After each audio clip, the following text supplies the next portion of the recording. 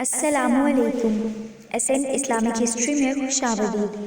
بسم اللہ الرحمن الرحیم۔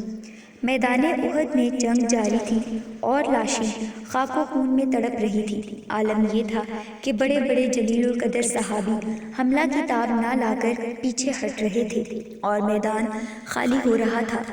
انس بن نضر میدان میں کھڑے یہ کہہ رہے تھے، اے اللہ، میں مسلمانوں کے اس فرار کی معذرت تیری بارگاہ میں پیش کرتا ہوں اور کفار کی اس سرکشی اور عدوان سے اظہار برات کرتا ہوں۔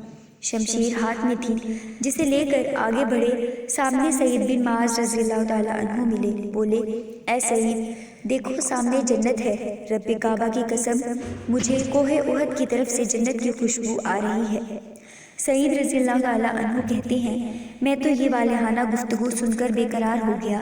جس وقت پیغمبر اسلام صلی اللہ علیہ وسلم کی شہادت کی غلط خبر صحابہ کرام رضوان اللہ اجمعین میں پہنچی تو سب کی ہمتیں چھوٹ گئی تھیں۔ بڑے بڑے کبار صحابی تلواریں پھینک کر بیٹھ گئے۔ انس رضی اللہ تعالیٰ عنہ بن نضر نے شکستہ دل صحابی کی ایک جماعت بیٹھی ہوئی دیکھ کر فرمایا، کیا حال ہے؟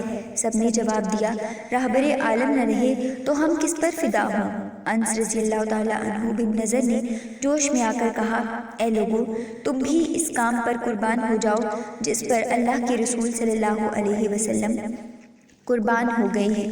یہ کہہ کر مشرکین کی صفوں کی طرف بڑھے اور بے شمار کفار کو داخل فی النار کر دیا اور خود بھی سخت مقابلے کے بعد شہید ہو گئے۔ راوی بیان کرتے ہیں کہ جب لاشوں کو جمع کیا گیا تو 80 سے زیادہ زخم آپ کے جسم مبارک پر تھے، کسی سے پہچانے نہیں جاتے تھے۔ ہمشیرہ نے انگلیوں کے پوروں سے شناخت کیا کہ یہ میرے بھائی کی لاش ہے۔ ناظرین، اگر آپ کو یہ ویڈیو پسند آئی ہو تو ہماری ویڈیو کو لائک کریں اور ہمارے چینل کو سبسکرائب کر دیں۔